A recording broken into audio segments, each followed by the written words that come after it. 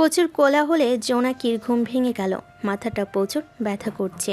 কষ্ট করে উঠে বসলো বিছানায়। পিটপিট করে চোখ খুলে দেখল ঘরের সব মেয়েরা গল্প আড্ডায় মেতে আছে। এত সাত সকালে কী খেয়ে এদের এত এনার্জি আসে আল্লাহই ভালো জানে। জোনাকি বিরক্ত হয়ে ফ্রেশ হতে ওয়াশরুমে চলে গেল। ফ্রেশ হয়ে এসে সময়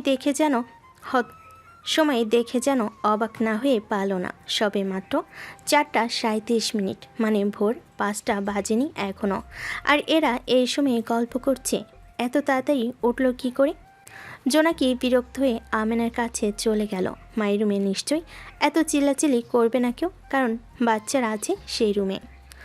জোনাকি গুটি গুটি পায়ে আইরিনের রুমে এসে দেখে মা, চাচি, মামিরা কেউ নেই। সবাই হয়তো কাজে লেগে পড়েছে। জুমো বিড়াল ছানার মতো গুটি মেরে ঘুমিয়ে আছে এক কোণায়। জোনাকি পা টিপে টিপে ঘরে প্রবেশ করে বিছানায় এগিয়ে গিয়ে ঝুমোর গা ঘেঁষে শুয়ে পড়ল। অমনি ছোট্ট ঝুমো ছোট ছোট হাত দিয়ে বোনকে জড়িয়ে ধরার চেষ্টা করলো। জোনাকি মুচকি হেসে বুকের মাঝে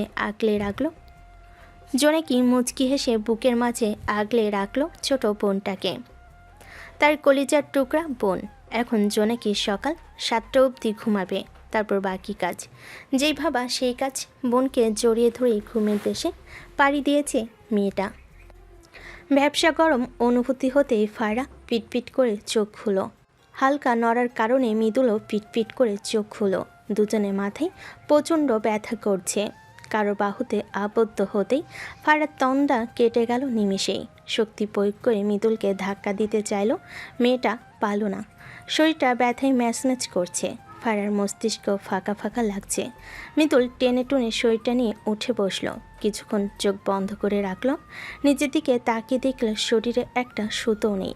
ফট করে পাশে তাকিয়ে দেখল পোশাকহীন ফায়রা মাথা চেপে ধরেছে। মাথার উপর আকাশ ভেঙে পড়ল মৃদুলের। এসব কি?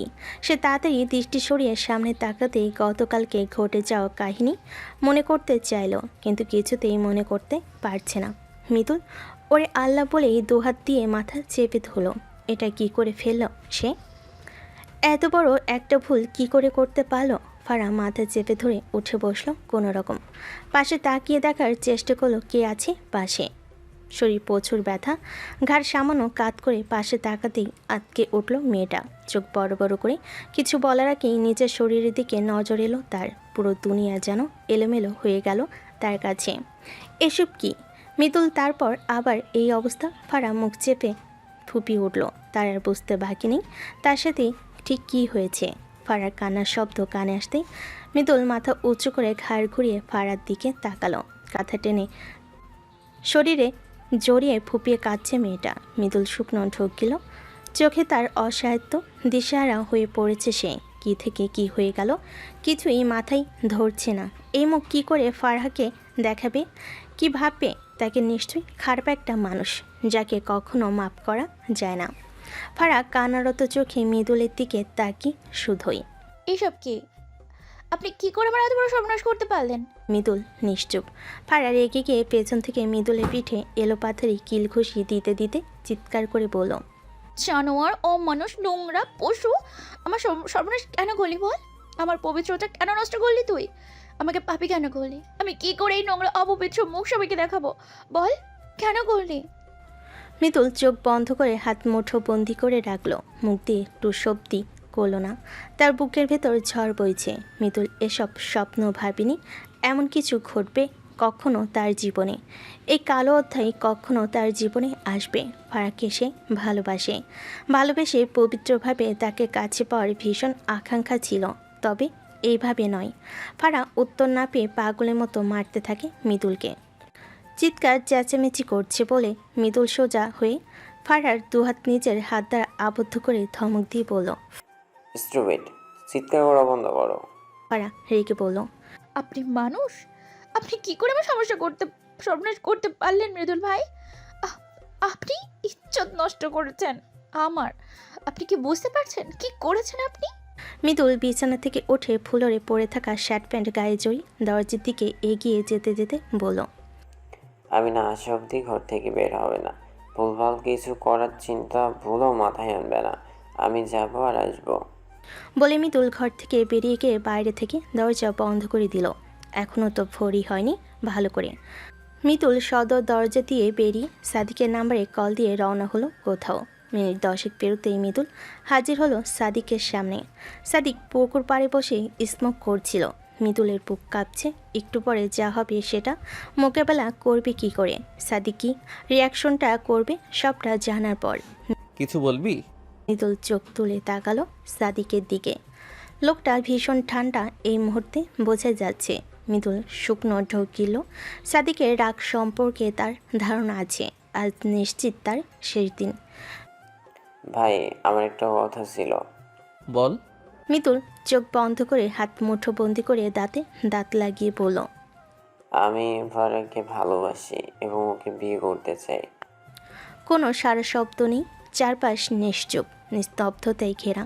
মিতুল পিটপিট করে চোখ খুলে সাদিকের দিকে তাকায়। সাদিক এখনও আগের মতোই আরামে স্মোক করে যাচ্ছে। মিতুল অবাক হলো বটে, কিছু বলল না। কেন সাদিক? ভাই, বল। আমি কি বলেছি শুনেছেন? শুনলাম। আমি ওকে বিয়ে করতে চাই। সাদিক বসা থেকে উঠে দাঁড়ালো, মিতুলের দিকে বুরকুচকে তাকিয়ে বলল, আমাকে কেন বলছিস? মিতুল অবাক হয়ে শোধই। তাহলে কাকে বলবো? আম্মা, বাবা, দাদাজান থাকতে আমাকে কেন বলছিস? মিতুল শুকনো ঠোঁটজোড়া জিভ দিয়ে ভেজাইয়ে মাথা নিচু করে অপরাধী কণ্ঠে বলল, ভাই, আমি অনেক বড় একটা ভুল করে ফেলেছি। সাদিক কপালে ভাঁজ ফেলে বলে। কি? বুকে সাহস নিয়ে মিতুল সব ঘটনা খুলে বলে। সাদিক রেগে তাকায় মিতুলের দিকে। মিতুলের কলা ধরে নাক বরাবর ঘুষি মেরে শুধোই। কি বললি তুই? ভাই, আমার সেন্স ছিল না, বিলিভ মি। সাদিক কি আর কথা শুনবার মানুষ? গায়ে জোর দিয়ে কিছুক্ষণ ইচ্ছে মতো মারল মিতুলকে। মিতুল তবুও কিছু বলেনি, আর না সাদিককে আটকানোর চেষ্টা করেছে। সকাল হয়েছে বেশ, সবে কাজে ব্যস্ত। জোনাকি ঝুমুকে মাছ দিয়ে ভাত মাখিয়ে খাইয়ে দিচ্ছে। আমেনা ব্যস্ততায় জোনাকি খাইয়ে দিচ্ছে। সবার খাওয়া শেষ। সামির, জোনাকি, ফারহা, মিতুল ও সামির বাকি, কিন্তু ফারহা, মিতুল কিংবা সাদিক কারোরই কোনো খবর নেই। সামির জোনাকির পাশেই বসে খাবার খাচ্ছে। জোনাকি ঝুমুরকে খাইয়ে দিতে গিয়ে কয়েক ঘা বসিয়েছে ঝুমুর পিঠে। বাচ্চাটা এত জ্বালাই বলার বাইরে। স্বামী খেতে খেতে দেখল দুবনের কাহিনী। সে প্লেটে 2 চামচ ভাত বেড়ে গরম গরম গরুর গোস্ত নিয়ে ভাত মাখিয়ে জোনাকির মুখের সামনে ধরে বলল, এই ছোট বুড়িকে খাইয়ে দিতে দিতে তুই শহীদ হয়ে যাবি, আর তোর খাওয়া হবে না। এই নে, হা কর, আমি খাইয়ে দিই। জোনাকি অভিমানী স্বরে ভাইয়ের দিকে তাকিয়ে বড় করে হাঁ করল। স্বামী জোনাকির মুখে খাবার দিয়ে বলল, ফারহা কই? জানি না, ঘুম থেকে উঠে আপনাকে দেখিনি। ও, মৃদুল আর ভাইয়া? জানি না। স্বামীর আর কথা বলল না, চুপচাপ জোনাকিকে খাইয়ে দিতে লাগলো। ঝুমুকে খাইয়ে তারপর জোনাকি আর আলসেমি করে খাবে না, এটা খুব ভালো করে জানে সামির, তাই নিজের হাতেই বোনকে খাইয়ে দিল। 3 ভাই বোনের খাওয়া দাওয়া শেষ হতেই সামির বাড়ির বাইরে চলে গেছে। অনেক কাজ তার এখন। জোনাকি ঝুমুকে কোলে নিয়ে আমেনা, রাবিয়া ও মামিদের পিছে ঘুরঘুর করতে শুরু করেছে। কাজিনরা সব সাজগোজ নিয়ে ব্যস্ত। আইরিনকে নিয়ে তার বোনেরা আড্ডা দিচ্ছে। বিয়ের দিনে ভাবা যায় কি কি বলছিল, শিখিয়ে দিয়েছিল। সেসব শুনে জোনাকি লজ্জায় শরমে ঘর থেকে বেরিয়ে এসেছে। সে তওবা করেছে আর ও ঘরে পা রাখবে না আজ। কাজী অফিসের সামনে দাঁড়িয়ে আছে সামির ও সাদিক। মুখ অবই গম্ভীর করে রেখেছে সে। ফারা ভাইয়ের বুকে মুখ লুকিয়ে হাউমাউ করে কাঁদছে। অন্যদিকে মিতুল নিষ্পাপ বাচ্চাদের মতো মুখ বানিয়ে 2 ভাই বোনের থেকে দূরত্ব রেখে দাঁড়িয়ে আছে। সাদিক ফারাকে বুকের সাথে মিশিয়ে মাথায় হাত বুলিয়ে বলল, ভাইকে বিশ্বাস করিস? ফারা কান্নার চোটে কথাই বলতে পারছে না। আরও শক্ত করে সাদিককে জড়িয়ে ধরে কান্না তীব্র হলো। মৃদুল বুড়ো ভাঁজ করে পি করে বলল, ভুল না হয় করেছি, কিন্তু এর সমাধানও তো করেছি নাকি? তাহলে এখন ভাই বাদে তো জামাইয়ের বুকে মাথা মুখ লুকিয়ে কাঁদা উচিত এই মেয়ের। শালি মাথায় গোবর ঠাসা। কিছুক্ষণ আগে সাদিক নিজে দাঁড়িয়ে থেকে মৃদুল ও ফারার বিয়ে পড়িয়েছে। সাদিক জানতো মৃদুল ফারাকে ভালোবাসে এবং এটাও জানতো মৃদুল নিজের পায়ের তলা শক্ত করার পর ঠিক ফারাকে নিজে করে নিবে, কিন্তু হঠাৎ করে যে সব এলোমেলো হয়ে যাবে এটাও ধারণাও করতে পারেনি। যা হওয়ার হয়ে গেছে, এখন এই একটা রাস্তাই ছিল সব ঠিক করার। সে জানে মৃদুল ফারাকে ভালো রাখবে, নিজের থেকেও বেশি ফারাকে ভালোবাসবে। সামির বাঁকা চোখে মৃদুলের দিকে তাকিয়ে বলল। দুলাভাই, আপনি তো জীবনযুদ্ধে জিতে গেলেন। মৃদুল মুখটা একটু করে মিনমিন করে বলল। মজা নিবি না? মুড ভালো না। সামির অবাক হওয়ার ভান করে বলল। আপনার মনে হচ্ছে আমি মজা নিচ্ছি?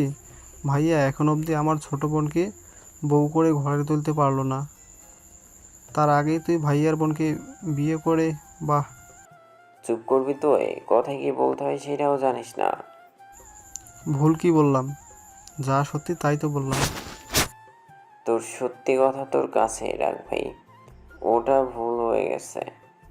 সাদিক চোখ গরম করে শুধুই আর একটা শব্দ করলে দুটোকে মেরে হাত পা ভেঙে কুকুর দিয়ে খাওয়াবো বলে দিচ্ছি। আজ বিয়ে পড়ানো হবে সন্ধ্যার পর, বরযাত্রী আসবে বিকেলের দিকে। বাড়িতে সবাই কাজে ব্যস্ত। জোনাকি দুপুরের আজান দিতেই সেজেগুজে বসে আছে। সাদিকের ফোন, সামিরের ফোন, আবার দাদা বাবা এবং মায়ের ফোন দিয়েও হাজার হাজার পিকচার তুলেছে। জসিম সাহেব এসেছেন আজ সকাল 11টার দিকে, তবে তালুকদার বাড়ির কারোর সাথেই এখনও অবধি কথা বলেনি। জোনাকি এই মুহূর্তে সাদিকের ফোন নিয়ে ঝুমুর পিকচার তুলছে। বাচ্চাটা আজ নীল রঙের গোল জামা পরেছে, এতই কিউট লাগছে যে সবাই ঝুমুকে নিয়ে টানাটানি শুরু করেছে। কিন্তু বাচ্চাটা অপরিচিত কারোর কাছেই যেতে চায় না। আইরিনকে বউ সাজানো হচ্ছে। একটু আগেই আমিনা এসে খাইয়ে দিয়ে গেছে তাকে। জোনাকি সাদা রঙের একটা কাজ করা সুন্দর ডিজাইনের 3 পিস পরেছে। সাদিক সকালবেলাই এই জামাটা দিয়ে গেছে। প্রিয় পুরুষের দেওয়া উপহার পেয়ে মেয়েটা খুশিতে কিছুক্ষণ নেচেছে। কে বলবে এ মেয়ে একটু পর পর সাদিকের পায়ে পা লাগিয়ে ঝগড়া করে। কে বলবে এ মেয়ে একটু পর পর সাদিকের সাথে পায়ে পা লাগিয়ে ঝগড়া করে। আগে সাদিকের সামনে যেতে হাঁটু কাঁপতো, আর এখন পালে মাথার চুল টেনে ছিঁড়ে। ফারহা চুপচাপ জামা কাপড় পরে সাদিকের রুমে বসে আছে। রুমে এই মুহূর্তে কেউ নেই। ফারহা এক ধ্যানে হাঁটুতে মুখ গুজে বসে আছে। আজ সকালে গলায় দড়ি দিতে গিয়েও আল্লাহর ভয়ে সেই সাহস তার হয়নি। সে এমনিতেই পাপিষ্ট, তার উপর যদি আত্মহত্যা করে তাহলে আল্লাহ তাকে কোনোদিন ক্ষমা করবে না। ফারহার গাল বেয়ে গড়িয়ে পড়ছে অবাধ্য চোখের পানি। মৃদুল দরজা ঠেলে ভেতরে ঢুকে দরজা চাপিতে ফারহার নিকট এসে দূরত্ব রেখে গলা পরিষ্কার করে বলল। ফারু, আমি সত্যিই সরি। কি করে এসব হয়ে গেল আমি সত্যিই বুঝতে পারছি না। কালকে একটু বেশি খেয়ে ফেলেছিলাম, যার দরুন আমি আমার মধ্যে ছিলাম না। ফারহা কোনো কথা বলল না। মৃদুল উত্তর না পেয়ে কী করবে ভেবে পেল না। ফারহা ডুকরে উঠল, জড়ালো কণ্ঠে বলল। আমি বাবা আম্মার সামনে কি করে বলবো আমি তোমাদের না জানিয়ে বিয়ে করে ফেলেছি? তুমি চিন্তা করো না, সাদিক ভাই তো আছেই। আপনি কেন করলেন এমন মৃদুল ভাই? মৃদুল অপরাধী কণ্ঠে বলল। আমি নিজের মধ্যে ছিলাম না ফারু। জীবন কোথা থেকে কোথায় রূপ নিল সামান্য সময়ের ব্যবধানে। ফারার মনের মাঝে মৃদুলের জন্য একটা অনুভূতি তৈরি হয়েছিল ঠিকই, কিন্তু এই একটা দুর্ঘটনার জন্য মৃদুলকে পৃথিবীর সব থেকে নোংরা জঘন্য মানুষ বলে মনে হচ্ছিল ফারহার কাছে। কোনো মেয়েই বা মেনে নিতে পারবে নিজের সর্বনাশ? তবে এটাও মানতে হবে কোনো কিছুই কারোর ইচ্ছাই হয়নি। বিকেল হতেই বরযাত্রী এলো। বাড়িতে একটুও জায়গা নেই বলেই চলে। জোনাকি গলায় ওড়না ঝুলিয়ে ওড়নার 2 কোণা নাচতে নাচতে নানির ঘরে উকি দিল। আমিনাকে খুঁজছে সে, কিন্তু কোথাও মায়ের খবর নেই। জোনাকি বিরক্ত হয়ে রাহি মাহির ঘরের দিকে রওনা হলো। রাহির ঘরের সামনে এসো কি মনে করে যেন ছাদের দিকে পা বাড়ালো। সে ছাদে লাল টুকটুকে রক্তজবা ফুল দেখেছিল সকালে। একটা না হয় চুলের মাঝে আবদ্ধ করা যাবে। জোনাকি ভেবেই মুচকি হাসলো। খোলা চুলগুলো 2 পাশে ক্লিপ দিয়ে আটকে সামনে কিছু চুল রেখে দিয়েছে। হাতের সাহায্যে চুলগুলো কানের কাছে গুজে দিয়ে সিঁড়ি দিয়ে ওঠার সময় অতি পরিচিত এক পুরুষের গানের গলা ভেসে এলো। রং তুলি গল্প বলে তোর আমার অবকাশে, তুই আমার খুনসুটিতে জলফরিং যাচ্ছি মিশে। হুম হুম হুম হুম হুম। রং তুলি গল্প বলে তোর আমার অবকাশে, তুই আমি খুনসুটিতে জলফরিন যাচ্ছি মিশে। অন্তরে রাখি তোকে আগলে সারাক্ষণ, আহারে মন মেতেছে সোহাগে যখন, আহারে মন মেতেছে সোহাগে যখন। মন আমার অকারণ উচাটন বোঝে না রে কিছু, জানি না অবিরাম ছুটে যাই কেন তোর পিছু, কিছুতেই লাগে না ভালো আর কেন তোকে ছাড়া, আমি কি বেহায়া বেসামাল পাগল পাড়া। অন্তরে রাখি তোকে আগলে সারাক্ষণ, আহারে মন মেতেছে সোহাগে যখন। জোনাকি এলোমেলো দৃষ্টি বোলালো আশেপাশে, কিন্তু সেই মানুষের দেখা নেই। সে কোথায়? জোনাকি জানে এই সুর সাদিক ভাইয়ের, এই গান সাদিক ভাই গিয়েছে, কিন্তু সে কোথায়? জোনাকি সাদের দরজার দিকে তাকালো। সাদিক বুকে হাত গুজে দেওয়ালে হেলান দিয়ে পলক্ষীন চোখে জোনাকির দিকে তাকিয়ে আছে। হাতে লাল টুকটুকে একখানা রক্তজবা ফুল। জোনাকির বিস্মিত বদনে হঠাৎ হাসির ঝলকানি দেখা দিল। জোনাকি হাসি জোনাকির হাসি দেখে সাদিকও ঠোঁট প্রসারিত করে হাসল। চোখের ইশারায় তার কাছে আসতে বলল জোনাকিকে। জোনাকি দৌড়ে সাদিকের নিকট এগিয়ে আসতেই সাদিক হাতে রাখা লাল টুকটুকে রক্তজবা ফুল জোনাকির চুলে কানের পিন দিয়ে জোনাকির চুলে কালো পিন দিয়ে আটকে দিয়ে বলল, ফুলের মতো আমার পাঁজরে বেঁধে রাখবো তোমায় সুন্দরী। আইরিনের বিয়ে পড়ানো হলো, বিদায় হলো, বাড়ি ভর্তি মানুষগুলো কমে এলো। এখন রাত অনেক, সবাই ক্লান্ত শরীর টেনে টুনে বিছানায় এলিয়ে দিয়েছে। কাল বৌভাত শেষ করেই জোনাকিরা সবাই ঢাকায় রওনা হবে। সকাল হতেই আবার সেই ব্যস্ততা। দুপুরের আগেই বৌভাত অনুষ্ঠানে হাজির হতে হবে। সবাই সব কিছু তৈরি করে নিজেরা তৈরি হয়ে আইরিনের শ্বশুরবাড়ি গিয়েছিল। ফিরতে রাত হয়েছে বটে। বৌভাত অনুষ্ঠান শেষ করে তালুকদার বাড়ির মানুষ সেই দিন রাতে বিদায় নিল জোনাকির নানা বাড়ি থেকে। সাথে ফারহাও চলে গিয়েছে। তারপরের দিন সকাল সকাল স্বামীর নিজের ছোট্ট পরিবার ও মৃদুল হাসিকে নিয়ে ঢাকায় ব্যাক করল। বাড়ি আসতে আসতে রাত হয়েছে বেশ। স্বামী ড্রাইভিং করে ক্লান্ত শরীর নিয়ে নিজের ঘরে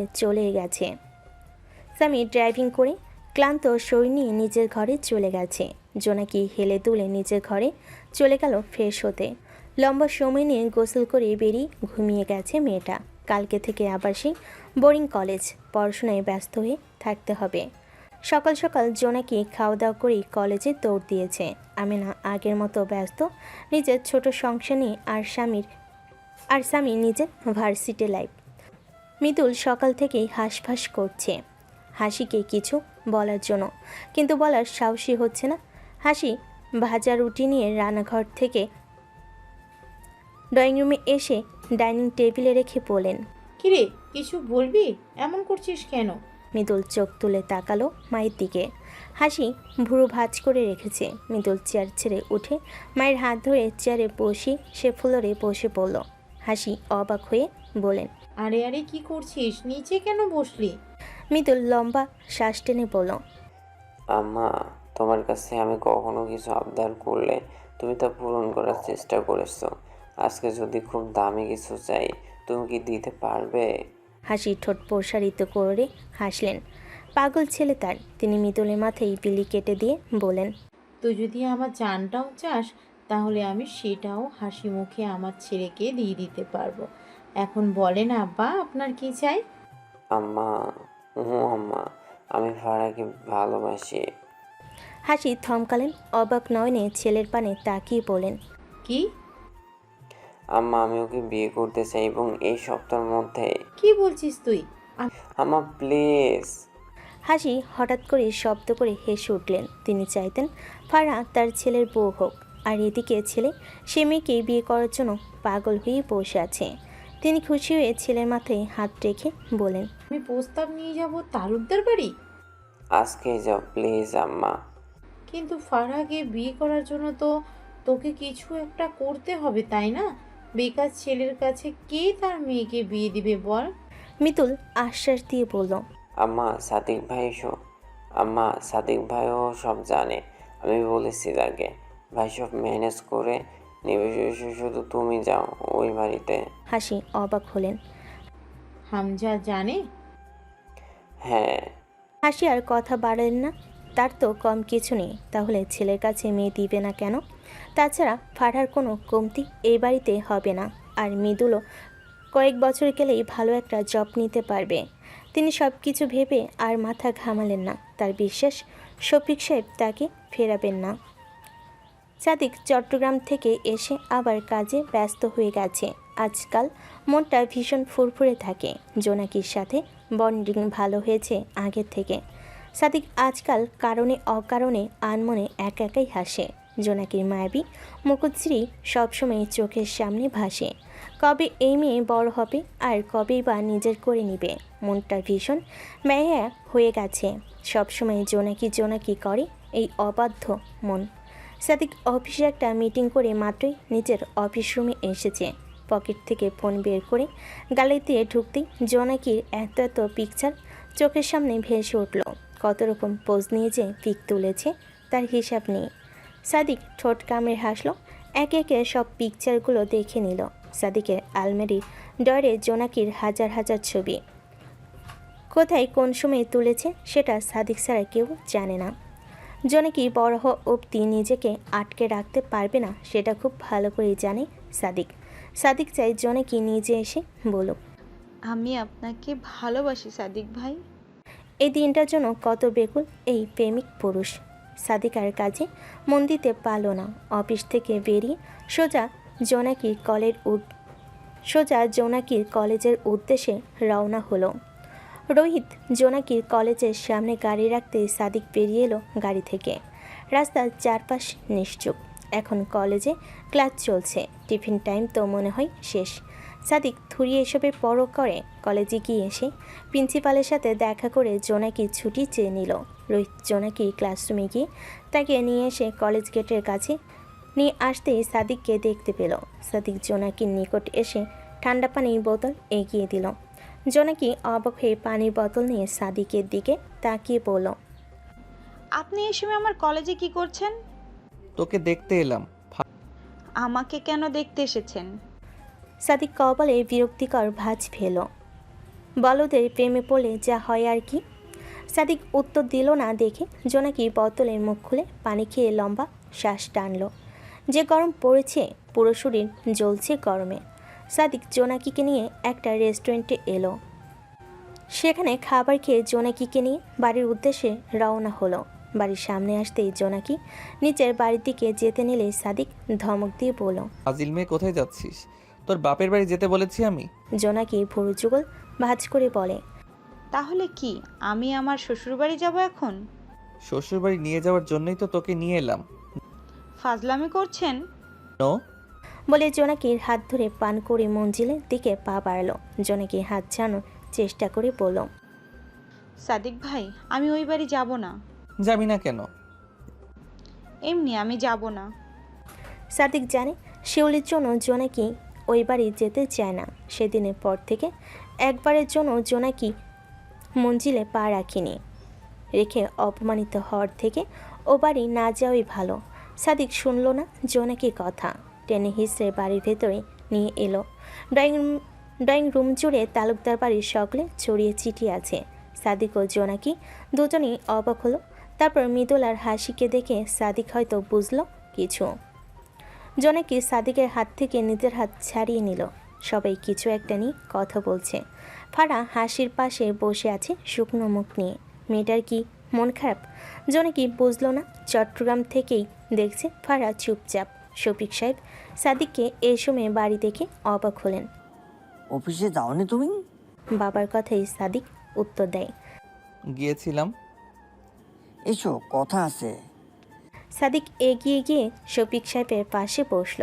হাসি দীর্ঘশ্বাস ফেলে বলেন, আমি তো সব বললাম, এখন আপনারা আপনাদের মতামত জানান। জাইফুল তালুকদার সাদিককে উদ্দেশ্য করে বলেন, মৃদুল ফারহাকে বিয়ে করতে চাই। এখানে তোমার কোনো মতামত আছে? সাদিক উপনিস মাথা নাড়িয়ে বলল, ফারহার বিয়ের পর আমার বিয়েটা তাড়াতাড়ি দিয়ে দিও। এই সিঙ্গেল লাইফ আর ভালো লাগে না দাদাজান। সবাই ভোতা মুখে তাকালো সাদিকের দিকে। শফিক সাহেব নাক মুখ কুচকে সুধান, সিরিয়াস মোমেন্টে তোমার বাদরামি না করলেই না। বাদরামি কোথায় করলাম বাবা? আমার কি বিয়ের বয়স হয়নি? বউ বাচ্চা নিয়ে সংসার করার বয়সে তুমি ঘাড়ের উপর অফিসের সব দায়িত্ব চাপিয়ে দিয়েছো ব্রিটিশের বংশধর। মৃদুল ছেলেটা ভদ্র, শান্ত এবং বেশ দায়িত্ববান ছেলে। এমন ছেলে প্রত্যেক বাবাই চাই নিজের মেয়ের জন্য। সেক্ষেত্রে মৃদুলকে মানা করে দেওয়ার কোনো প্রশ্নই ওঠে না। সবাই খুব খুশি হলেন তাদের দুইকে এক করে দেওয়া হবে বলে। কিন্তু মৃদুল চাইছে সে আজকে এই মুহূর্তে ফারাকে বিয়ে করে নিজের ঘরে ওঠাবে। শফিক সাহেব এতে অমত পোষণ করেছেন। তার একমাত্র মেয়ে, আর এইভাবে বিয়ে হবে কখনোই না। মৃদুলের জোর জবরদস্তি করে সাদিক বিরক্ত হয়ে বলল, বাবা বিয়ে দিয়ে ওকে ওর বউ নিয়ে বিদায় হতে দাও তো, আমার বিরক্ত লাগছে এখন। শফিক সাহেব রেগে বলেন, বললেই হলো, একটাই মেয়ে আমার, আর আমি এভাবে বিয়ে দেব? বাবা আমি রাজি। ফারা মৃদুস্বরে কথাটা উচ্চারণ করতেই হাসি মুচকি হাসলেন। সবই কিছুক্ষণ তর্কাতর্কি করে শেষে সিদ্ধান্ত নিল আজকে এই মুহূর্তেই বিয়ে হবে। জাইফুল তালুকদার চুপচাপ বসে আছে। জসিম সাহেবকে কল করেছিল সাদিক। জসিম সাহেব মুচকি হেসে ফোনের ওপাশ থেকে বলেছেন তিনি আসবেন না এবং আমিনা বেগমও স্বামী ছাড়া এ বাড়িতে আসতে পারবেন না। স্বামী ঝুমুকে নিয়ে এসেছে তালুকদার বাড়ি। কাজে আসতেই সাদামাটাভাবে দুজনে বিয়েটা হয়ে গেল। বিয়ে যখন এর পূর্বেই হয়েছে তাই ফারহার মানা করেনি। তাছাড়া নিজেকে অনেক বুঝিয়েছে সে, যা হওয়ার হয়ে গেছে। এখন এসব নিয়ে ভাবলেই সে সব কিছু ফেরত পাবে না কিংবা আগের মতো ঠিক হবে না।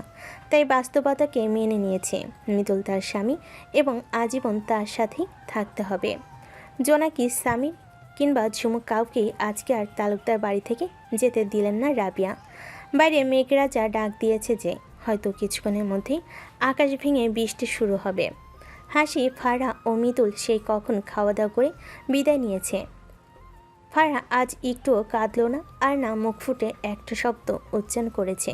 রাবিয়া মেয়েকে ধরে আজ খুব কাঁদলেন। মাথায় আদরে হাত বুলিয়ে বলেছিলেন, বিয়ে মেয়ে মানুষের একবারই হয় রে মা। সংসার জীবন এত সহজ না। সংসার জীবনে দুঃখ আসবে, দুঃখের পর সুখও আসবে, শুধু ধৈর্য প্রয়োজন। আমি জানি আমার মা পারবে সব কিছু মানিয়ে নিয়ে সুন্দর করে সংসার গুছিয়ে নিতে। মায়ের দোয়া সবসময় তোর সাথে থাকবে। কখনো ভাববি না বিয়ে দিয়েছি বলে পর করে দিয়েছি। তুই আমার মেয়ে, আমার অংশ। তুই এসব সব সময় আজীবন আমার আদরের ছোট মেয়ে হয়েই থাকবি। আমার বাড়ির দরজা সবসময় তোর জন্য খোলা। মিনিট কয়েক হলো বৃষ্টি শুরু হয়েছে। জোনাকি কলেজ ড্রেস চেঞ্জ করে সেই কখন সাদা কালো সালোয়ার কামিজ পরেছে।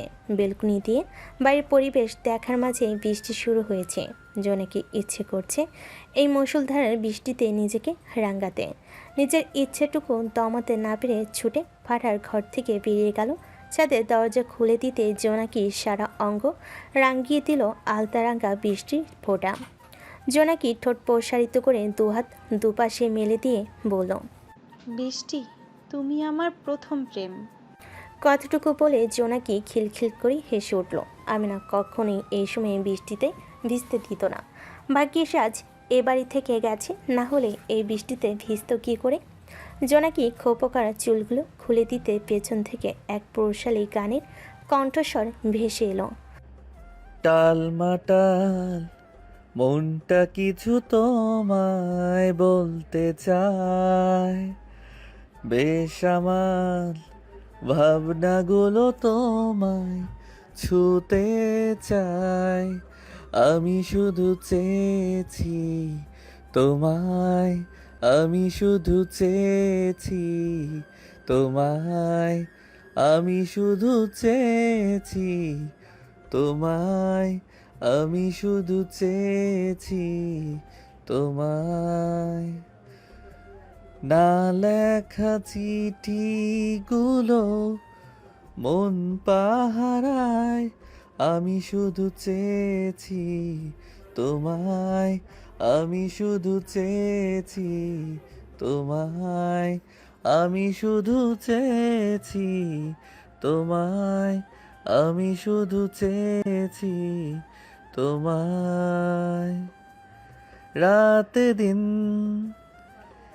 চেনা তুমি ছিলে অচেনা, অন্তহীন মনে হতো মিষ্টি যন্ত্রণা।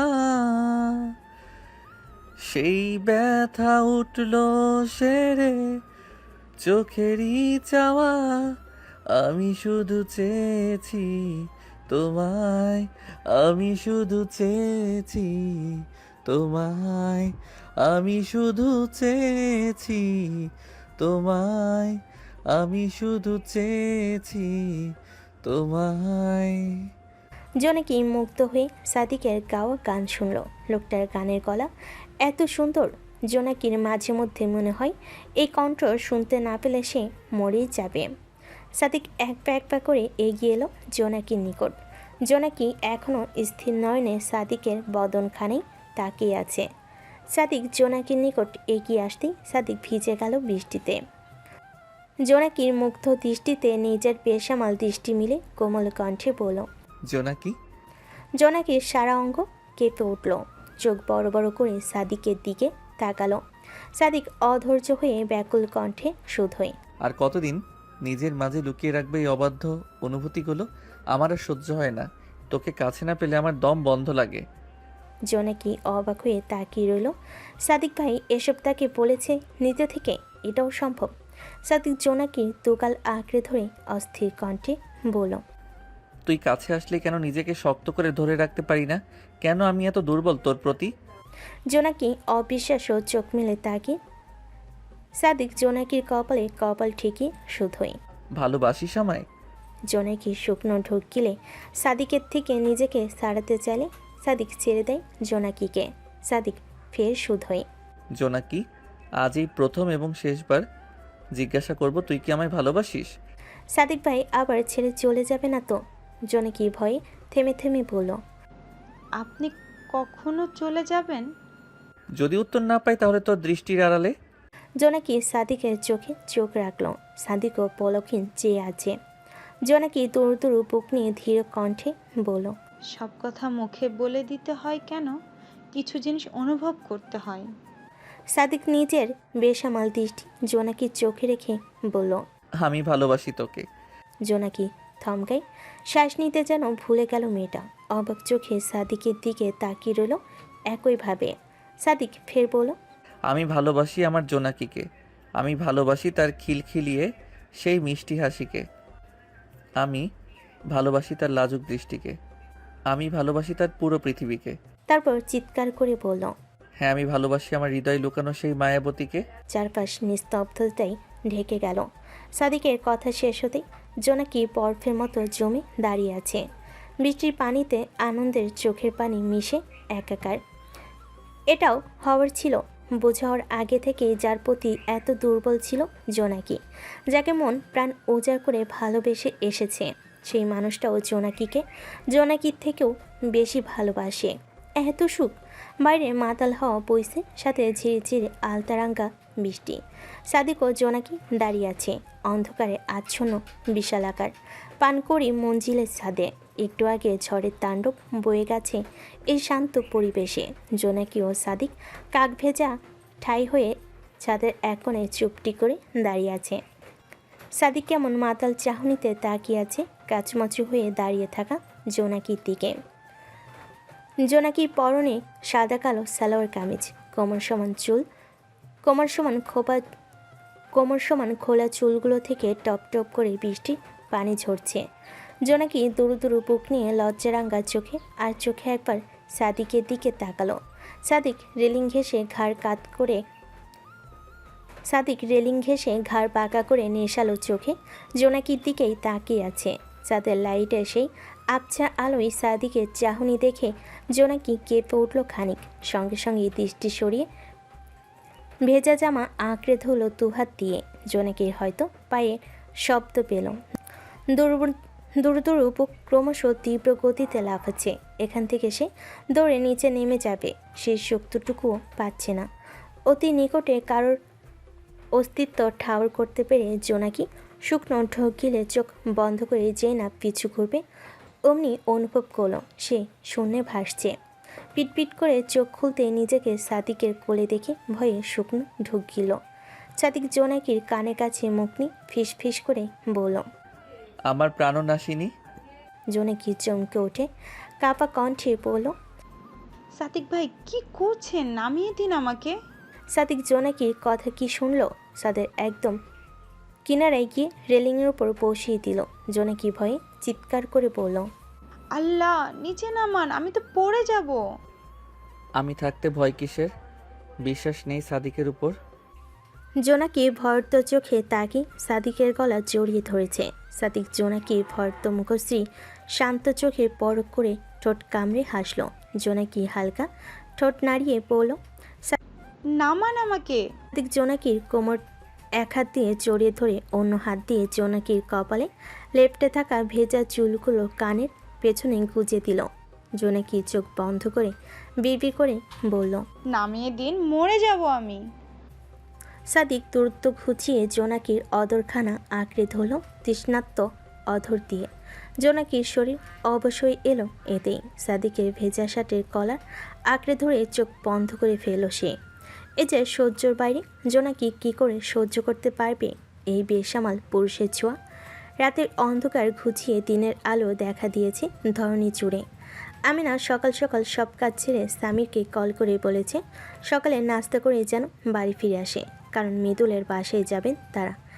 একটা মাত্র বান্ধবীর ছেলের বিয়েতে থাকতে পারল না সেই দুঃখে আমিনার শান্তি হচ্ছে না কোনো কিছুতেই। জীবন নিয়ে বিরক্ত তিনি। বিয়ে করলেন মনের মতো স্বামীর। সংসার ঠিকই হলো, কিন্তু সেই সংসার ধরে রাখার সৌভাগ্য তার হলো না। সকালের খাবার খেয়ে স্বামী দুই বোনকে নিয়ে বাড়ি ফিরে এলো। বাড়ি ফিরে তৈরি হয়ে আবারও মৃদুলের পাশে নিয়ে গেল। আমিনা হাসিকে দেখে রাগ দেখি বলল, ছেলের বিয়ে কি করে আমাকে রেখে দিয়ে দিলে তুই? হাসি মুখটা একটু করে বলেন, আমি তো শুধু সম্বন্ধ দিয়ে গিয়েছিলাম, কিন্তু ওখানে গিয়ে মৃদুল বলল ও আজকে এই মুহূর্তে বিয়ে করবে। কি পরিমাণ নির্লজ্জ হয়েছে এই ছেলে, ভাবতে পারছিস? বিয়ের প্রস্তাব দিতে গিয়ে মুরব্বীদের সামনেই বলে বসলো সে আজকে এবং এক্ষুনি বিয়ে করবে। হাসিও আমিনা কিছুক্ষণ কথা কাটাকাটি করে বাড়ি মাথায় তুলে ফেলো। ফারাজ জোনাকির সঙ্গে মৃদুলের রুমে বসে বসে কথা বলছিল। আমিনাদের চিৎকার চেঁচামেচি শুনে রুম থেকে বেরিয়ে এলো। মৃদুল ডাইনিং টেবিলে বসে বসে আপেল খাচ্ছে আর মা খালার ঝগড়া দেখছে। ফারা রুম থেকে বেরিয়ে শুধুই, কি হলো? তোমরা ঝগড়া করছো কেন? আমিনা বলেন, বেইমানের কথা আর কি বলবো। যাই হোক, তোকে দেখতে এসেছি। বিয়ের পর আমার মেয়ের সংসারখানা এক পলক দেখে যাব ভেবে। ফারা মলিন মুখে আলতো হাসলো। মৃদুল ফারাকে একবার দেখে আমিনাকে উদ্দেশ্য করে বলল, ছোট আম্মা, স্বামীর এলো না? না, ওর নাকি ভার্সিটিতে কাজ আছে, তাই দিয়েই চলে গেল। মৃদুল মাথা নাড়িয়ে উঠে দাঁড়ালো। সাদিক আসবে একটু পরে, কল করে জানিয়েছে। মৃদুল বাড়ি থেকে বের হতেই ফারা জোনাকিকে নিয়ে মৃদুলের ঘরে ঢুকে গেল। জোনাকি আজ একাই মুচকি মুচকি হাসছে। আনমনে কি যেন বিড়বিড় করছে, আবার একটু পরপরই অকারণে লজ্জে লাল হচ্ছে। ফারা ভুরু ভাঁজ করে সন্ধিয়ান কণ্ঠে শুধোই, এই তোর কি হয়েছে? আমার লজ্জা পাচ্ছিস কেন? আর একা একা হাসছিসই বা কেন? জোনাকি ফারার কথা শুনে ঠোঁট কামড়ে কালকে রাতের কথা স্মরণ করতেই চোখ মুখ খিচে বন্ধ করে নিল। অসভ্য পুরুষের ঠোঁটের ছোঁয়া পেয়ে মেয়েটা নিজেও বেসামাল হয়ে পড়েছিল। লজ্জাবতী মতো লজ্জায় মিয়ে গিয়েছিল। তখন সাদিক কানে কাছে এসে ফিসফিস করে বলেছিল, এই ঠোঁটের ছোঁয়া এখন থেকে দলিল করে নিলাম নিজের নামে। দুপুর হতেই মৃদুল ফিরল সাদিককে সাথে নিয়ে। হাসিও আমিনা মিলে আজ এইবারই দুপুরের খাবারের ব্যবস্থা করেছেন। তারা ব্যস্ত খাবার নিয়ে। একটু পরে সবাই খেতে বসবে। সাদিক বসে আছে ড্রয়িং রুমের সোফায়, পাশে মৃদুল। জোনাকি মৃদুলের ঘরের দরজাতে উকি মেরে বাইরে তাকিয়ে দেখল সাদিকের অবস্থান। এ লোকের সামনে যাওয়া আর হার্ট অ্যাটাক করে মরে যাওয়া সমান কথা। কালকে সেই দৃশ্য চোখের সামনে ভাসতেই জোনাকির শরীরের পশম দাঁড়িয়ে গেল। আপনা আপনি নরম ঠোঁট জোড়ায় হাত চলে গেল। এই ঠোঁটে কাল সাদিক ভাই চুমু খেয়েছিল। ঠোঁটের স্পর্শে মাতাল করেছিল জোনাকির সর্বাঙ্গ। সাদিক আর চোখে হঠাৎ করে মৃদুলের ঘরের দিকে তাকালো। জোনাকি তার দিকে তাকিয়ে দুজনে চোখাচোখি হতেই সাদিক ঠোঁট কামড়ে হাসল। জোনাকি লজ্জায় দরজার পর্দা টেনে দিয়ে ঘরের ভেতর ঢুকে গেল দৌড়ে। সর্বনাশ, লোকটা তাকে দেখে ফেলো। জোনাকি বিছানায় শুয়ে বালিশ দিয়ে মুখ ঢেকে ফেলো। ছি, ভাই এমন কিছুতেই কন্ট্রোল থাকে না, বারে বারে লোকটার পিছু ছুটে বেড়ায়। সাদিক হাঁসফাঁস করছে জোনাকির কাছে যাওয়ার জন্য। এই মুহূর্তে মেয়েটাকে না দেখলে বোধহয় জান বেরিয়ে যাবে। সাদিক মিতুলকে বলল। তোর ঘরে কে কে আছে? মিতুল বলল। ফারু, জোনাকি আর ঝুমু আছে মনে হয়। ফারহাকে ডাক। মিতুল উচ্চস্বরে ডেকে উঠল ফারহাকে। ফারু, একটু এখানে আসো তো। ফারহা বারান্দায় ভেজা জামা কাপড় ছড়িয়ে দিচ্ছিল। মাত্রই গোসল সেরে বের হয়েছে সে, আর মৃদুলের ডাক শুনতে পেল। বুকের ভেতর বড্ড জ্বালা হয় এই লোকের কণ্ঠস্বর শুনলেই। চাইলেও সে মৃদুলে করা জঘন্য কাজের কথা ভুলতে পারে না। সে গুটি গুটি পায়ে ঘর থেকে বেরিয়ে এলো। মৃদুলের নিকট এগিয়ে আসতেই সাদিক বলল। আমার জন্য সালাদ বানাতে পারবি? জি ভাইয়া, পারবো না কেন? তাহলে যা, বানিয়ে ফেল তাড়াতাড়ি। ফারহা মাথা নাড়িয়ে বলল। আচ্ছা। ফারহা রান্নাঘরে যেতেই সাদিক সোফা ছেড়ে উঠে দাঁড়ালো। মৃদুলের ঘরের দিকে যেতে যেতে বলল। একটু পাহারা দিয়ে দুলা ভাই। বলেই সাদিক মৃদুলের ঘরে গিয়ে দরজা লাগিয়ে দিল। মৃদুল হাঁ করে তাকিয়ে রইল সাদিকের যাওয়ার পানে। মেয়েটা আসলেই বজ্জাতের হাড্ডি। ঝুমু জোনাকির কোলে বসে বসে কি যেন নিজে নিজে বিড়বি করছে। দরজা চাপানোর শব্দ শুনে জোনাকি ঘাড় ঘুরিয়ে পেছনে তাকাতেই সাদিকের অস্থির মুখশ্রী দেখতে পেল। সাদিককে দেখে চোখ বড় বড় করে শুকনো ঢোক গিলে বলল। আপনি এখানে কেন? সাদিক এগিয়ে এলো কাছে, একটু বেশি কাছে। ঝুমু সাদিককে দেখে খিলখিল করে হেসে উঠল। সাদিক জোনাকির অতি নিকটে এসে ধীর কণ্ঠে বলল। আমার মিষ্টি লাগবে। জোনাকির বুক ধরফর করছে অস্থিরতায়। সাদিক এত কাছে এসেছে যে সাদিকের শরীরের মাতাল করা পারফিউম ঘ্রাণ নাকে এসে বাড়ি খাচ্ছে। জোনাকি চোখ বন্ধ করে ফেল। কম্পন শুরু হয়েছে শরীরে। অমন অবস্থায় খুব অস্বাভাবিকভাবে শোধ হয়ে বাইরে বোধহয় মিষ্টি আনছে। সাদিক হঠাৎ করে জোনাকির গাল আঁকড়ে ধরল। জোনাকির অস্থির চোখে নিজের বেসামাল দৃষ্টি রেখে শোধ হই। আমার তোকে লাগবে। ঝুমু ড্যাপ ড্যাপ করে দুজনে কাহিনী দেখছে। সাদিক ঝুমুর ছোট্ট মুখের ওপর নিজের হাত রেখে বাচ্চাটার চোখ বন্ধ করে ফেল। তবে কাজের জন্য কিছুই হলো না। নিজের মুখ আগাতে নিলে জোনাকি ঠোঁটের পর হাত রেখে ভীতু কণ্ঠে বলল। প্লিজ না, একবার ভুল হয়েছে তাই বলে বারে বারে ভুল করতে পারবো না। সাদিক বিরক্ত হল। কপালে বিরক্তির ভাঁজ ফেলে বলল। কিসের ভুল করেছিস? আপনি আমাকে তখনই ছুঁতে পারবেন যখন সেই ছোঁয়া হবে হালাল ও পবিত্র। সাদিকের কপালের ভাঁজ সোজা হয়ে এলো। জোনাকির থেকে দূরে সরে দাঁড়িয়ে শান্ত চোখে জোনাকির নত মাথার দিকে তাকালো। কিছুক্ষণ নিশ্চুপ থেকে ঘর থেকে বেরিয়ে গেল হনহন করে। জোনাকি চোখ তুলে তাকালো সেই দিকে। সাদিক কি রেখে গেল? জসিম সাহেব আজ সন্ধ্যা নাগাদ বাড়ি ফিরলেন। স্বামীর আজ বাবাকে নিয়ে এসেছে অফিস থেকে। জোনাকি ঝুমুরকে নিজের ওড়না দিয়ে শাড়ি পরিয়ে দিয়ে বাবার সামনে নিয়ে এলো। জসিম সাহেব ড্রয়িং রুমের সোফায় বসে বসে আজকের খবরের কাগজ পড়ছিলেন। জোনাকির ডাকে মেয়ের দিকে তাকালেন। জোনাকি খবরের কাগজ কেড়ে নিয়ে ঝুমুকে বাবার কোলে দিয়ে বলল। বাবা, দেখো তো তোমার ছোট্ট মেয়েকে কেমন লাগছে। জসিম সাহেব ঝুমুকে কোলে নিয়ে মেয়ের দিকে তাকালেন মুচকি হেসে। ঝুমু বলল। আমি তালি পড়তি না, তুন্দর তুন্দর। জসিম সাহেব শব্দ করে হাসলেন। ঝুমুর কপালে ঝুমু এঁকে দিয়ে বললেন। আমার ছোট আম্মাকে অনেক সুন্দর লাগছে, একদম পুতুলের মতো। ঝুমু খিলখিল করে হেসে উঠল। সাথে জোনাকি নিজেও। আমেনা জসিম সাহেবের জন্য চা এনে দিয়ে পাশে বসে বলেন। ফারহাকে আজ দেখতে গিয়েছিলাম, বুঝলি, মৃদুলের সাথে বেশ মানিয়েছে ওকে। জসিম সাহেব মৃদু হেসে বলেন। আল্লাহ ওদের ভালো রাখুক, দোয়া করো। সালামু আলাইকুম হবুবি বেন সাহেব সদর। দরজা দিয়ে ঢুকতে ঢুকতে শফিক সাহেব উচ্চস্বরে বলে উঠলেন এহেন বাক্য। জোনাকি, আমেনা এবং জসিম সাহেব নিজেও চমকে সদর দরজার দিকে তাকালেন। পানকড়ি মঞ্জিলের সকলেই এক একে বাড়ির ভিতর ঢুকছেন হাতে নানা রকম জিনিস নিয়ে। সবার শেষে দেখা মিল কালো শার্ট ও কালো প্যান্ট পরিহিত সাদিক হামজা তালুকদারের। জসিম সাহেব ও আমিনা বিস্মিত বদনে সকলের দিকে তাকিয়ে রইলেন। আজ এই প্রথম তালুকদার বাড়ির মানুষ জোনাকির রংমহলে পা রেখেছে। আমিনার বুকের ভেতর ঝড় তৈরি হলো কোনো বিপদের আশঙ্কা পেয়ে। জসিম সাহেব শান্ত শীতল চোখে বাবা ভাই মা ভাবি সবার দিকে দৃষ্টি বোলালেন। তিনি ক্লান্ত এই অতিষ্ঠ জীবন নিয়ে। শফিক সাহেব জসিম সাহেবের নিকট এগিয়ে এসে বুকের সাথে জড়িয়ে ধরলেন। আজ কোনো দ্বিধাবোধ না করে জসিম সাহেব ভরকালেন, আমার ভাই আজ আর দাওয়াত ছাড়াই এলাম তোর বাড়িতে। শফিক সাহেব জসিম সাহেবকে ছেড়ে দিয়ে বলেন। জসিম সাহেব একটা কথাও বলেন না। আমিনা ব্যস্ত হয়ে বলল, আপনারা সবাই বসুন, দাঁড়িয়ে থাকবেন না। তারপর জোনাকির দিকে তাকিয়ে বলল, এই জোনাকি, যা মা, রান্নাঘরে আসছি আমি এক্ষুনি। জোনাকি এখনও অবাক হয়ে তাকিয়ে রইল বাবার দিকে।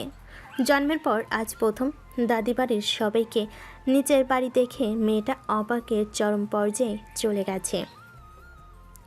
মায়ের কথাই হুঁশ ফিরতে জোনাকি রান্নাঘরের দিকে পা বাড়ালো।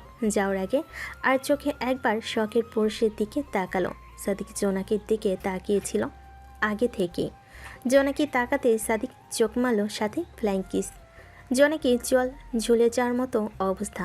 বজ্জাত লোক এত মানুষের সামনেও লুচ্চামি করছে। হাজারটা বকা দিতে দিতে রান্নাঘরের দিকে চলে গেল। আজ হঠাৎ সবাই এই বাড়ি কেন এসেছে, কেন জানে? বাবাই বা এত শান্ত হয়ে কেন দাঁড়িয়ে আছে সেটাও বুঝতে পারছেন না। বাবা তো শান্ত থাকার মানুষ না, বিশেষ করে তালুকদার বাড়ির মানুষদের দেখে তো একদমই নয়। তাহলে আজ কেন? তাহলে আজ কোনো উদ্দেশ্য এলো সবাই এ বাড়ি? কি আছে আগামীতে? আমিনা চা বানিয়ে সাথে বিভিন্ন রকম খাবার নিয়ে হাজির হলেন ড্রয়িং রুমে। জোনাকি রান্নাঘর থেকে মিষ্টির বাটি এনে সবার সামনে রাখল। জোনাকির মাথায় ঝুমকে পরিয়ে দেওয়া সেই ওনা। সবাই অদ্ভুত নজরে জোনাকির দিকে তাকিয়ে আছে। অস্বস্তি বোধ করল মেয়েটা। সাদিক জসিম সাহেবের পাশে ঠোঁটের পর হাত রেখে হয়তো হাসছে। জোনাকি চোখ রাঙিয়ে তাকালো। হলো কি আজ সবার এমন করে তাকিয়ে বা আছে কেন? জোনাকি মিষ্টির বাটি রাখতে রাবিয়া জোনাকির হাত টেনে ধরে নিজের পাশে বসালেন। মাথায় হাত বুলিয়ে দিয়ে বলেন, অনেক বড় হয়ে গেছিস বুড়ি। জোনাকি চোখ ছোট ছোট করে বলল, আম্মা, আমি কি আজীবন বাচ্চাই থাকবো? রাবিয়া হাসলেন নিঃশব্দে। পাগল মেয়ে একটা। জসিম সাহেবের মুখশ্রী দেখে বোঝার উপায় নেই তার মনে কি চলছে। জাইফুল তালুকদার অনেকক্ষণ নীরবতা পালন করে দীর্ঘশ্বাস ফেলে বলেন, অতীতে বলা কথা বা করা কাজগুলো হয়তো আমি ফিরিয়ে নিতে পারবো না, তোমার মনের আঘাতগুলো দূর করতে পারবো না, কিন্তু নতুন করে সব শুরু করতে পারবো। জসিম, আমি ভুল ছিলাম, আমি স্বীকার করছি। অতীতে করা কাজগুলোর জন্য আমি খুবই লজ্জিত। তোমার কাছে মাপ চাওয়ার মতো ভাষা আমার নেই। জসিম সাহেব মাথা নিচু করে বসে আছেন। মুখ খুললে একটা কথাও তিনি বলেন না। শফিক সাহেব সুধান, এখানে পুরো দোষটাই আমার এবং আমি সেটা স্বীকার করছি, কিন্তু আফসোস একটাই, যখন নিজে ভুল বুঝতে পেরেছি ততদিন অনেক দেরি হয়ে গেছে। আমার রক্তের ছোটো ভাই আমার ভীষণ পর বানিয়ে দিয়েছে। রাস্তায় কখনো দেখা হলো আমার ভাই আমাকে চিনতে পারে না। বলতে বলতে ওনার কণ্ঠ জোরালো হয়ে এলো। জাইফুল তালুকদার বলেন, আমাদের মাফ করা যায় না বাবা? যদি বলিস আমি তোর পা ধরতেও রাজি। জসিম সাহেব চোখ তুলে বাবার দিকে তাকিয়ে বলেন, তোমরা পাপ করেছো বলে কি এখন আমাকেও পাপী বানাইতে চাইছো? কত বছর কেটে গেল, আজ অবধি মাফ করতে পারলি না আমাদের? তুমি আমাকে বাড়ি থেকে বের করে দিয়েছিলে। আম্মা কসম কেটে বলেছিলেন আমি যেন ও বাড়ি আর কোনোদিন পা না রাখি। তাহলে আমি কি করে যাব ও বাড়ি? বাবা, কোনোদিন কি আমার বাড়ি এসে বলেছ যা হয়েছে ভুলে গিয়ে আবার সব নতুন করে শুরু কর? বলেছ আমাদের এই ভুল ভুলে গিয়ে আবার নতুন করে শুরু কর? বলেছ আমাদের এই ভুল ভুলে গিয়ে আবার আপন করে নেয়? জসিম সাহেব তাচ্ছিল হেসে ফের বলেন, আমি 23টা বছর আমার পরিবার ছেড়ে থাকলাম, বাবা মাকে রেখে এত বছর পার করলাম। কই তারা তো একবার এসে বলল না বাবা বাড়ি ফিরে আয়? তারা তো বলল না তোকে ছাড়া আমাদের ভীষণ কষ্ট হয়, আমিও তো আম্মার নারী চেরাদন। তাহলে কেন তোমরা আমার বেলায় নিষ্ঠুর হলে? আমি কি আমার বোনের খারাপ চেয়েছিলাম? কই সেই তো আজ স্বামী সংসার নিয়ে দিব্যি সুখে আছে, মাঝে আমি কেন বঞ্চিত হলাম বাবা? শিউলি টুকরে কেঁদে উঠলেন। হঠাৎ করেই শাড়ির আঁচলে মুখ লুকিয়ে জাইফুল তালুকদারের চোখে পানি টলমল করছে। আমিনা কাঁদছেন, রাবিয়া কাঁদছেন, সাথে জোনাকি মায়ের দুহাতের বাঁধনে কাঁদছে। বাবার বুকে কত না দুঃখ লুকিয়ে রেখেছে এতগুলো বছর ধরে। নিজের পরিবার ছেড়ে এতগুলো বছর পার করেছে বুকের ভেতর পাথর রেখে। জসিম সাহেব সবার দিকে একবার তাকালেন, তারপর বললেন, আমি অনেক সুখে আছি বাবা। আমার স্ত্রী সহ 3 সন্তান আছে, যাদের মুখের দিকে তাকিয়ে আমি আমার বাকি জীবনটুকু পাড়ি দিতে পারবো। তারাই আমার সুখ শান্তি। এই জীবনে পরিবারের ভালোবাসা না পেলেও নিজের গড়ে তোলা পরিবারের থেকে আকাশ সমান ভালোবাসা ও পূর্ণতা পেয়েছে। আমি মনে করি আমার থেকে সুখী মানুষ এই পৃথিবীতে আর কেউ নেই। আমি ভীষণ সুখী বাবা। জাইফুল তালুকদার সোফা ছেড়ে উঠে ছোট ছেলেকে বুকে জড়িয়ে ধরে কেঁদে উঠলেন। আজ পুরুষ মানুষ হয়েও আজ তিনি চোখের পানি ফেলেন। জসিম সাহেব চোখ বন্ধ করে ফেলেন। চোখে যে তারও পানি আজ বাবার ছোঁয়া পেল 23 বছর পর। আগে কত বাবাকে জড়িয়ে ধরেছে, তবে আজ জড়িয়ে ধরতে বুকের ভেতর কম্পন সৃষ্টি হয়েছে। তিনি নিজেকে শক্ত করে রাখতে পারলেন না। জাইফুল তালুকদারকে শক্ত করে জড়িয়ে ধরলেন। একে একে সবার সাথে কথাবার্তা বলে অতীতের করা ভুলগুলো স্বীকার করলেন সকলেই। আমিনা আজ ভীষণ খুশি নিজের সুখের সংসার ফিরে পেয়ে। তার তো এইটুকুই চাওয়া ছাড়া জীবনে আর কি চাওয়ার এইটুকু চাওয়া ছাড়া জীবনে আর কিছু চাওয়ারই ছিল না। আল্লাহ তাকে সব দিয়েছেন, একমাত্র সংসার ছাড়া। বেশ কিছুক্ষণ নিজেদের মধ্যে কথা বলে একসময় শফিক সাহেব বলে উঠলেন, আজ দুটো কারণে তোর কাছে এসেছি। জসিম সাহেব বলেন, কি ভাই? প্রথম কারণ হচ্ছে সকল ভুল বুঝাবুঝি ঠিক করতে, আর একটা কারণ হলো বাবা আমি বলি। সাদিক হঠাৎ করে কথার মাঝে ঢুকে পড়ল। শফিক সাহেব সম্মতি দিতেই সাদিক জসিম সাহেবের হাত নিজের হাতের মুঠোয় নিয়ে বলল, কাকাই জানি না একজন ভালো আদর্শ ছেলে হিসেবে আমি এনাফ কিনা, কিন্তু আমি কথা দিতে পারি একজন স্বামী হিসেবে আমি বেস্ট হব। থেমে জিভ দিয়ে ঠোঁট ভিজিয়ে আবার বলল, আমি জোনাকিকে বিয়ে করতে চাই কাকাই। আমি জানি বয়সে ওর থেকে একটু বড় কিন্তু আমি ওকে ভালোবাসি। বিয়ে করে আমার ঘরে তুলতে চাই ওকে।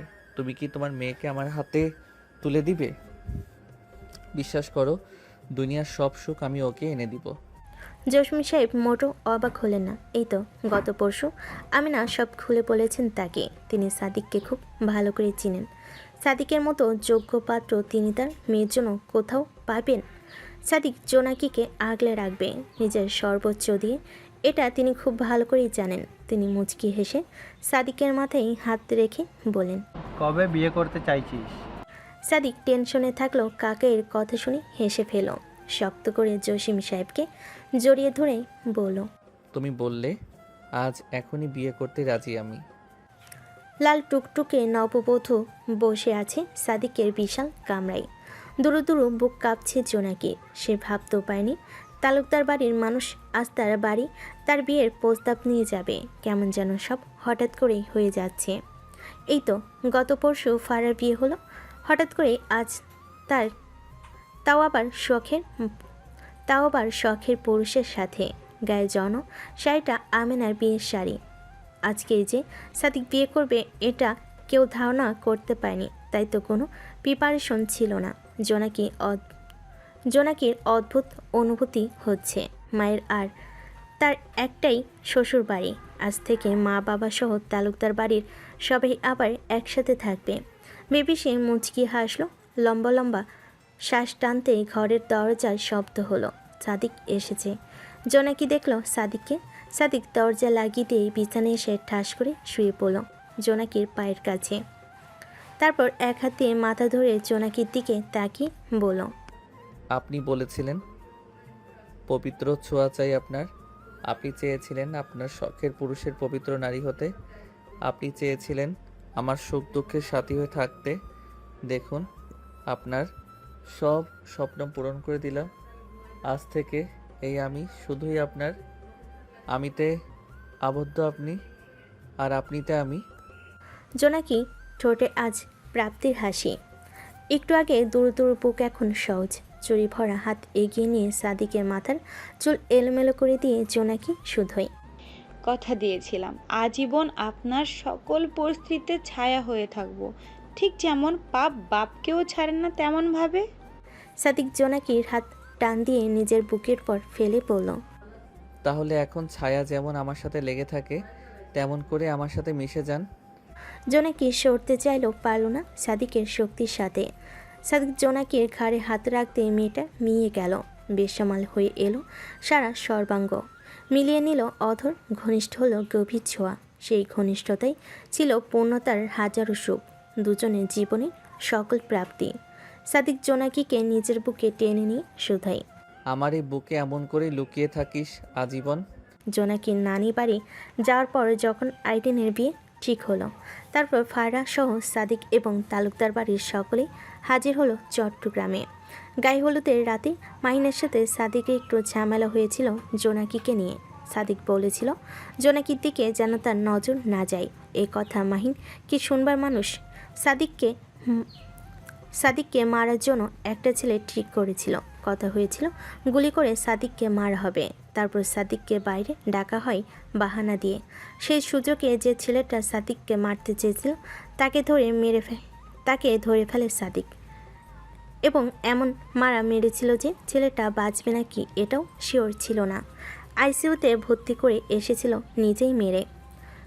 মৃদুল, ফারহা, সাদিক ও জোনাকি কালকে ঘুরতে যাবে। কোথায় যাবে এটা সাদিক এখনও বলেনি, শুধু বলেছে সব কিছু রেডি করে রাখতে। কয়েকদিনের জন্য তারা এ শহর ছেড়ে অন্য কোথাও সময় কাটানোর জন্য যাবে। জোনাকি, সাদিক আর তার প্রয়োজনীয় সব কিছু প্যাক করে রেখেছে। এখন রাত 11টা বাজছে। কালকে সকালেই বের হবে তারা। তালুকদার বাড়ির ডাইনিং টেবিলে বসে সবাই খাওয়াই ব্যস্ত। জোনাকি সাদিকের পাশে বসে খাবার খাচ্ছে। ঘুরতে যাওয়ার কথা সকলেই জানে। খাওয়া দাওয়া শেষ করে জোনাকি ও সাদিক ঘরে এলো। পরের দিন সকাল হতে নাস্তা করে বের হয়ে গেল বাড়ি থেকে। মিতুলের বাড়ির সামনে থেকে ওদের রিসিভ করে রওনা হলো অজানা গন্তব্যে। ঘন্টা 5 পেরোতেই গাড়ি থামলো একটা বড় বিল্ডিংয়ের সামনে। আশেপাশে আর কোনো বাড়িঘর নেই। কোথা থেকে যেন শা করে শব্দ হচ্ছে। মনে হচ্ছে আশেপাশে কোথাও সমুদ্র আছে।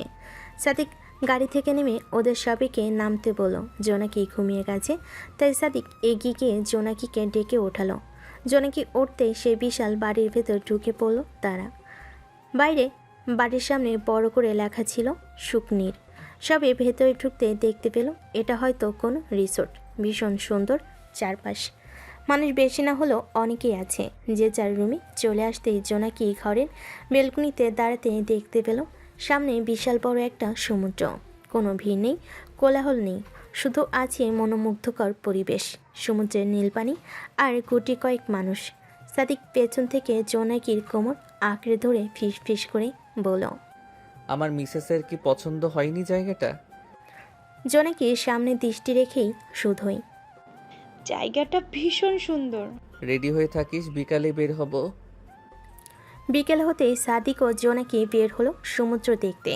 ফারহা ঘুমিয়েছে, তাই মৃদুল আর ডাকিনি, সেও আসেনি। তাদের মধ্যে এখন সব কিছু ঠিকঠাক। ফারহা যেন মৃদুলকে চোখে হারায়। ভুলগুলো আগেই বুঝে গেছে মেয়েটা। ভালোবাসার মতো হৃদয়ে লুকিয়ে রাখার মতো একটা মানুষ পেয়ে সে পূর্ণ। জোনাকি নীল রঙের একটা পাতলা শাড়ি পরেছে, আর সাদিক সাদা টি শার্ট, সাথে হাঁটু সমান একটা প্যান্ট। জোনাকি সমুদ্রের দিকে এগিয়ে গেছে আগেই। খোলা চুলগুলো বাতাসে মাতাল করা, খোলা চুলগুলো উঠছে মাতাল করা বাতাসে। সাদিকের চোখে মুখে একরাশ মুগ্ধতা ছড়াছড়ি করছে। ঠোঁটে কোণে মুচকি হাসি টুকু ঠোঁটের কোণে মুচকি হাসিটুকু আরও চওড়া হলো। বিশাল সমুদ্রের দিকে এগিয়ে যেতে যেতে চিৎকার করে হাস্যোজ্জ্বল কণ্ঠে বলল, তুমি ভালোবাসবে বলেই না আমি হাত বাড়িয়েছি। তোমার চোখের ভাষা পড়েছি দেখেই তো আজ তোমায় আমার পাঁজরে ঠাঁই দিয়েছি। আমি বারবার হাজারবার চিৎকার করে পুরো পৃথিবীকে বলবো আমি তোমায় ভালোবাসি, ভীষণ রকম ভালোবাসি। জোনাকি খিলখিল করে হেসে উঠল। দৌড়ে আসতেই সাদিক দুহাত দিয়ে আঁকড়ে ধরল জোনাকির ছোট্ট দেহ। কপালে কপাল ঠেকিয়ে জোনাকি শুধোই, ভালোবাসি তোমায়। আমিও। বলে শব্দ করে জোনাকির ঠোঁটে চুমু খেল সাদিক। সব সুখ তো এখানেই, এই মেয়ের কাছে। ভালোবাসা থাকলে পুরো পৃথিবী জয় করা সম্ভব। পৃথিবীর সব ভালোবাসা ভালো থাকুক, সব ভালোবাসা পূর্ণতা পাক। ভালো থাকুক আমাদের হৃদয়ে লুকায়িত রাখা অনুভূতিগুলো।